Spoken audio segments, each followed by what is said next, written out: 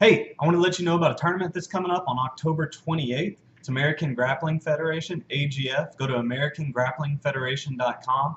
It's going to be here in the Dallas area. It's actually at Duncanville, the Bob Knight Fieldhouse. So what you're going to want to do to save money is register by October 16th. That gives you 7 days to register.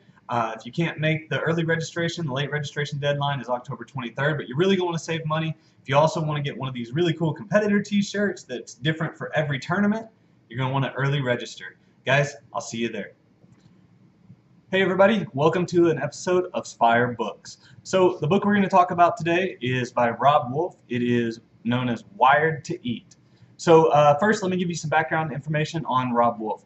Rob Wolf used to be a research biochemist and is a 2 times New York Times and Wall Street Journal best-selling author. The 2 books that he got on those lists for were The Paleo Solution and the book we're talking about today, Wired to Eat.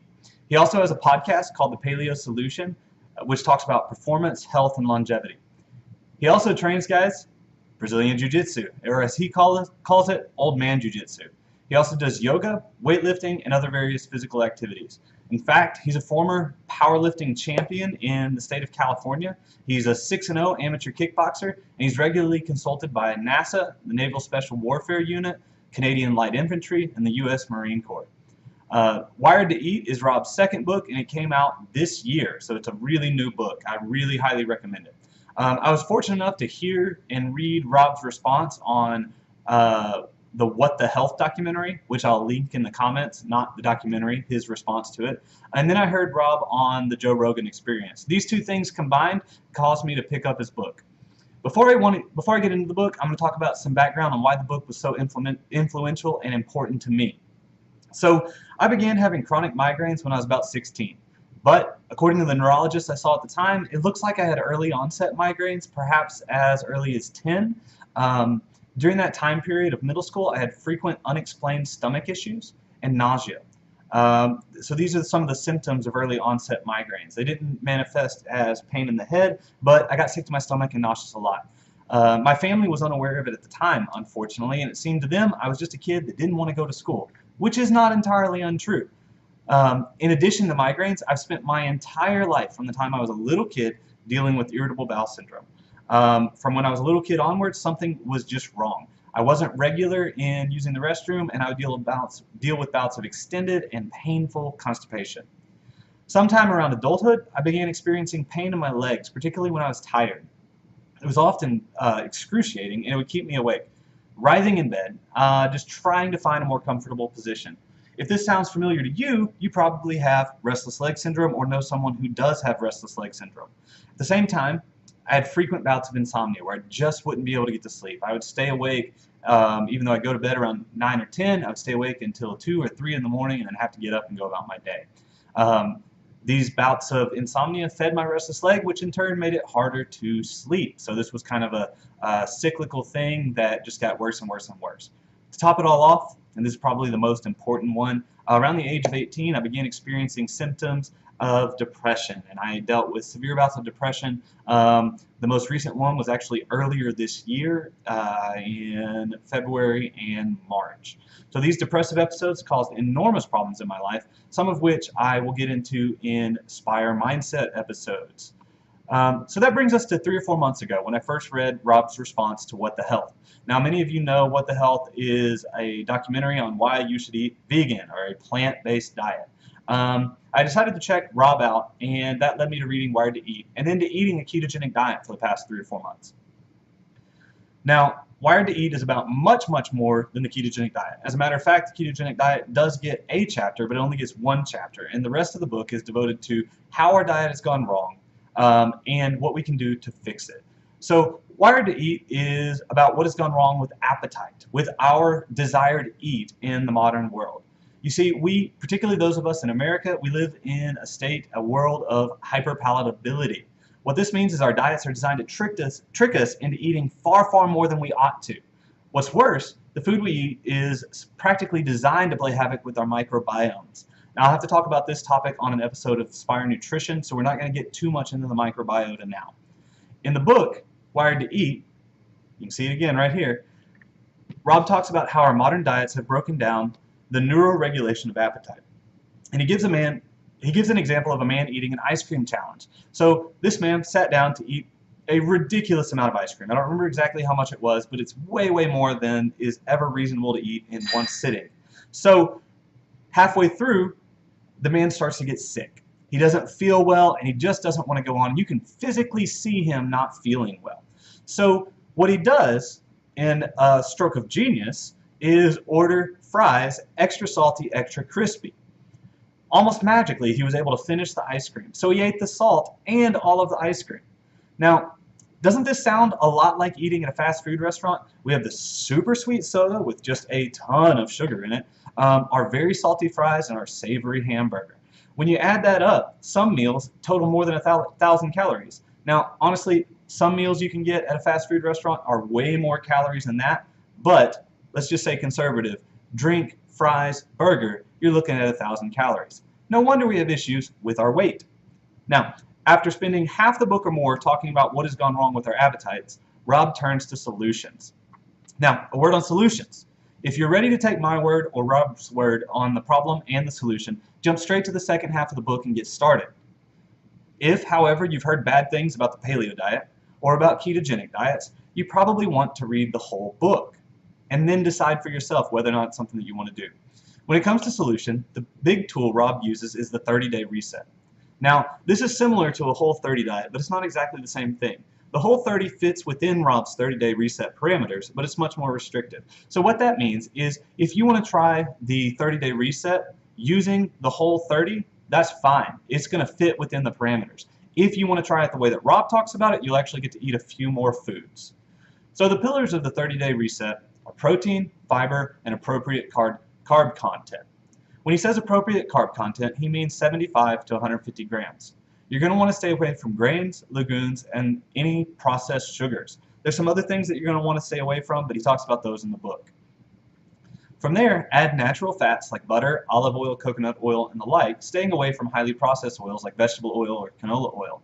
Rob says, don't be afraid of fat, but don't drink it through a straw. That's it. It's a simple concept. And the book could have left it there, but instead, Rob gives a lot more practical tips and tricks, including a food matrix that talks about how you can take some really basic recipes, some really basic ingredients, and have a very wide and varying diet from day to day. Once you get done with the 30-day reset, Rob goes through a 7-day carb test. So the 7-day carb test takes you through 7 different areas or types of carbs, including legumes and rice and a few other things. He still stays away from grains, but he takes you through those and he has you monitor your blood sugar and how you feel after eating the carbs. So that's a brief overview. It's about as brief of an overview as I can give of this book. There's so much information that you really need to read it for yourself. This book was so impactful to me that not only did I listen to it on Audible, but I bought the paper version so I could mark it up and take notes. I really, really highly recommend it. The information he gives on the food matrix, on how to make very different recipes from day to day, and the 7-day carb reset are why I bought the book, to have it in person. Now, let me tell you today where I'm at, since I started off by telling you some of my medical history. About 3 or 4 months ago, I think it was at the beginning of July, I started eating a ketogenic diet. Since then, I haven't had a single migraine since I've been eating the diet. So migraines are increasingly linked to seizures. In fact, they're starting to treat migraines more and more using seizure medication. Well, one of the best ways to treat seizures in individuals who are not responsive to the medicines is to put them on a strict ketogenic diet, and all of a sudden the seizures disappear. Well, the science isn't quite there yet, but what I can tell you is I haven't had a migraine since I've been on the ketogenic diet. I went from taking 4 to 8 Tylenol a day, 4 to 8 ibuprofen a day. Now I might take 2 Tylenol a week. Maybe. Some weeks I haven't taken any. So much so that we used to have it as a regular part of our shopping list, and we bought a few more than we needed, and we have extra in our pantry. In addition, my stomach issues have greatly improved. So what I did was I removed processed foods from my diet. I removed grains, I removed any sorts of bread, crackers, cereals, things of that nature, and everything basically that we eat, we cook for ourselves. sticking to ketogenic macronutrient guidelines, which we'll talk about more in Spire Nutrition. The one weekend I did go away from the ketogenic diet, I had cramps the next several days, though that might have just been my system being shocked by having so many carbs in it. Also, in addition to not having any bouts of constipation, no irritable bowel syndrome issues, I haven't had any insomnia since being on this diet. Used to be, I would go to bed, I wouldn't be able to get to sleep, and now that's just not the case. When it is finally time for bed, I'm able to go to sleep without much difficulty in a range of 5 to 10 minutes. What's more, my 2 o'clock crash, which we all have, don't we, has just gone away. So it used to be, I thought, it's because I'm such a morning person. I wake up early in the morning, normally around 3 or 4 a.m., so I can go through all my meditations, my morning routine, get to work out, get to work, and then I'd crash around 2 or 3. Well, that makes sense. I've been up since 3. But that's gone away. Now I have energy through the day, but when I hit the bed at the end of the day, I'm able to fall asleep very quickly. This is remarkable to me because I really thought that the 2 o'clock crash was just a part of life. I thought it was something that we basically all experienced. In addition to not experiencing insomnia, I haven't had any issues with restless leg syndrome. My legs have just not hurt. Finally, and most importantly, I haven't had any symptoms of depression since I began eating this way. Now, one of the downsides of depression treatment is that you never know that it's not working until it doesn't work. But I'm very confident, and I just believe that this diet is really going to help with my depression in the long term, and there's a reason for that. There's a lot of science behind how all of this works, but it's not all the way there yet. This research is still ongoing, but all of this is probably tied together. And it probably has a lot to do with our gut microbiota. So these diets are designed to help our gut heal itself, and that probably plays into restless leg, obviously irritable bowel, depression, migraines, and all of those things seem to be related to gut microbiome health. Now, I know what many of you will say. That's just Bo.